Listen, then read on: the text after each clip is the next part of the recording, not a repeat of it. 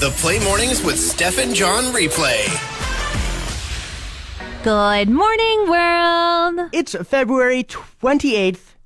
It is not. No, it's February 8th, 2024. It's like, what? Once every so often, I gotta catch you on your toes? Keep you on your toes. Keep you on your toes. Yeah. Gotcha. It's okay. I'll keep you on the cliche toes. Okay. Metaphor. Anyway. Steph? Yeah. Did you know there were foxes in Fort McMurray? Yes. Like, aren't there foxes everywhere? No, I had never seen a fox in Calgary, ever. Okay. Yeah, I saw a fox for the first time last night. In your life? Yeah. Oh my gosh, John. They are so cute. First off, this fox used the crosswalk, which I thought was crazy. Yeah, that's a rule-following fox. Right? And they're so cute. How do I get a fox? Is it illegal? I think it's illegal to have a pet fox unless it's a rescue, and you probably have to have some sort of license for it. How do you think I get this license? I know I looked into foxes after I saw this fox, and they're nocturnal, which I thought was crazy. That's probably why you haven't seen one, because you sleep so much. That's true. But they're nocturnal, and apparently 9 times out of 10, if you see them during daylight, they have rabies. Oh my gosh. Yeah. When did you see this guy? At night. Okay. Yeah, so we Okay. were good, thankfully. But I want a fox that is a night fox, not a day fox. But why do you want that? Because then it would just be like a hamster. Like every time you go to bed, it wakes up. Yeah, well, maybe I get it on my schedule without the old rabies thing. They're cuter than dogs to me. I've never seen one up close, obviously. They probably have like sharp fangs and claws. Well, they are a dog. And I recently learned this. I used to think that foxes were part of the sheep family. Huh? I The thought- sheep No, you didn't. The sheep family? I thought they had hooves because their legs get dark black, and I didn't realize there was paws at the end of them. I thought they were...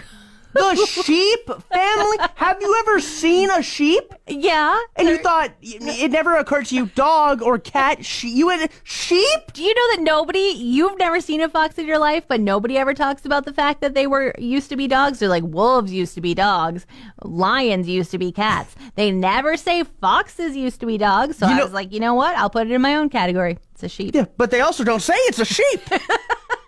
Up here in Alberta, we don't experience too many earthquakes. I mean, we had that one last year. Yeah. But as far as earthquakes go, it was pretty much a surprise. Like, never been one before, for sure. Like, we're not California or anything where they have one every 7 seconds. Very true. Well, if you're worried about more and more earthquakes becoming a thing, I don't know, global warming, does that cause earthquakes? Fracking, maybe? Fracking. Can we say that on air? Fracking? I don't know. Well, you can buy an earthquake bed. An earthquake bed? Yeah, have you heard of it? No. Well, essentially, or I should say earthquake-proof bed, but that doesn't sound as cool. If your bed senses an earthquake, it it folds in the middle, opens up, and you fall into like kind of a tomb type thing to save you from like falling objects. Oh my gosh. I was expecting you to say that it was like shake-proof. Like, no. You could sleep in your bed and not feel the earthquake. I think that's a water bed Oh, valid. because it's always moving. Yeah. But yeah, earthquake bed. Would you get it? I feel like it might just be you getting ready to die. Yeah, I don't really trust it. Like, what if it has a malfunction and it doesn't drop me soon enough, and instead it just slices me in half with its very earthquake-proof roof on its way in, you know? I didn't even think about that. I thought about what if it doesn't open back up? It's like metal. Yeah. The bottom of it's metal. What if it's soundproof and all of a sudden you're stuck in there and nobody can hear you calling and they just think you weren't home when the earthquake happened and there's just a random heavy box where your bed used to be? Oh my gosh. Or it doesn't open back up until there's another earthquake. That would be terrible because in Alberta, when is the next earthquake? Right? It's been a year since our last one. It would open back up and they'd be like, oh, is that Steph? There's a skeleton there. That looks about her height. Let's check her dental records. When you have a cup of water on the side of your bed, do you have a limit for how long you let it stay there? A day? A day? Okay. Yeah. Then you replace it? Yeah, with a new Okay. cup. Good for you. Thank you. I usually would say I'm in that vein as well. I don't like water to sit out. You know, dust could fly into it. Yeah. It could get stale. Yeah, stagnant water it's not good for you, right? It can't be. But I definitely found the limit of how long you should leave a cup of water out. Certainly not a week. You know. I know it was a really long time, but last night I had this cup of water beside my bed and I hadn't drank from it for a while. Yeah. And then I started coughing, and so I was like, reach for the water. Uh-huh. It tasted like what you would imagine sauna water to taste like. Oh. Yeah. Oh, no. Like when you throw water on a fire in the sauna and that smell comes back to you, Yeah. that's what the water tasted like. Oh, yummy, yummy. It was so bad, John. I will never. I think I'm going to be one of those people who get up in the middle of the night just to replace their water halfway through the evening so that I never experience that again. It was so bad. I'm smart once again. Okay. I don't like when you laugh at stuff I say like that. I'm sorry, John. You know, I am so glad that you're smart. I wish that you would believe you were smart at all times so you didn't feel like you had to preface your next comment with, I'm smart, I promise. Here's how. Maybe we'll try to instill that in me, but here's how you can get as smart as me currently. Okay, I'm ready. Steph? Mm-hmm. I have a level up your lexicon. Whoa, okay. John coming in hot with a new definition Right? for us. Snowplow parent. Snowplow parent. Okay. So it's not a helicopter parent, it's a snowplow parent. Yeah, also known as lawnmower parent. That sounds worse. Okay, so originally I was thinking a snowplow parent would be somebody who comes in and makes the plans for their kids instead of letting their kids make decisions. Like they're just like, I'm going to plow you over. You said that you wanted to do Paw Patrol for your birthday. I still have decorations from your brother's car's birthday. So plowing your choices over, no Paw Patrol, we're having cars. Okay, kind of. But then when you say also known as lawnmower parent, I'm like, lawnmowers like chop things up. So, are they not just plowing over, but they're also like, I'm coming in swinging with a knife, my way or the highway, spinning around. You can't have what you want. It's cars only for the rest of your life. We're never going to run out of these plates. You had it, then you lost it. Oh, man. Level up your lexicon. Steph, snowplow parent is a parenting style that seeks to remove all obstacles from a child's path, like you said, kind of, so they don't experience pain, failure, or discomfort. Okay, Yeah. so they're plowing in front of the child. They're not plowing the child's choices over. They're No. plowing everybody else Yeah. over. But like you said, making decisions for them, that's kind of what they're doing. And you brought up helicopter parent. It's similar to a helicopter parent, but snowplow parents, for an example, can send a quick email to a child's teacher or coach, getting in between them and the student. Although a helicopter parent are there when the child needs them and don't really do much more. They just look over, but they won't always solve the child's issues. Okay. And so then as a lawnmower, they're just really solving issues. In fact, they're slicing them up and throwing them all over the place. Yeah, you get it. You will not be in my child's way. In fact, I will annihilate you. So I'm having a spaghetti dinner tomorrow night for my Girl Guides. Yummy, yummy. I'll be there. Thank you so much for coming. Thank you for buying a ticket. We'll talk It's a about it later. fundraiser, John. Anyway, I asked a friend of mine to buy a ticket, and he said, can I just pay at the door? And I was like, oh, you could just e-transfer me. And he was like, I don't really want to e-transfer. I get it. I thought he was going to come out with some sort of scam conspiracy or say like he was locked out of his bank account. Oh no, he just doesn't like scrolling through all the payees every month when he has to pay his bill, and it's really annoying to delete me after, so he didn't want to add me to his e-transferring list. And I was like, it's $20, man. Like, do you want me to come and pick up a $20 bill from you? And he's like, kind of. That's exactly where I thought it was going with it, and I agree with him. Really? Yeah, I'm with RBC, and with RBC, it doesn't allow you, even if somebody has direct deposit set up, you still have to go through the process of setting up creating a contact for them, setting up their name. You can't have the same name. You can't put the same name as somebody already in it. I mean, that makes sense. You wouldn't want two different Johns. Last name don't work either. What? Yeah.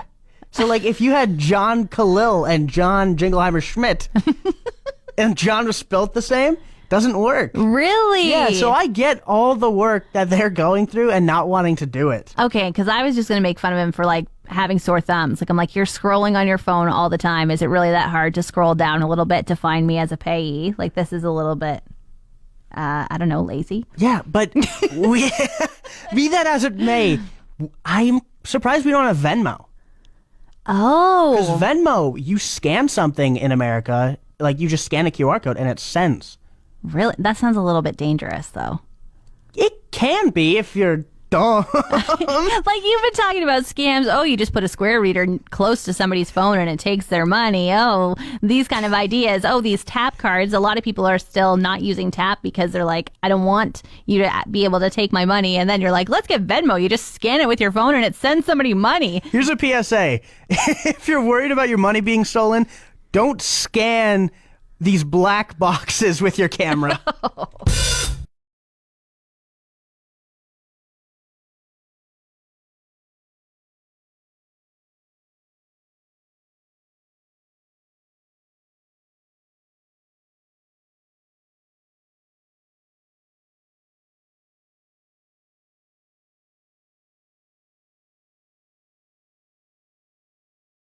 Inflation isn't just for bike tires anymore. It's for the... I wasn't expecting that. It's like, I didn't realize my bike tire cost went up. They very well might. They might. The cost of air could have increased for sure. Like the Lorax.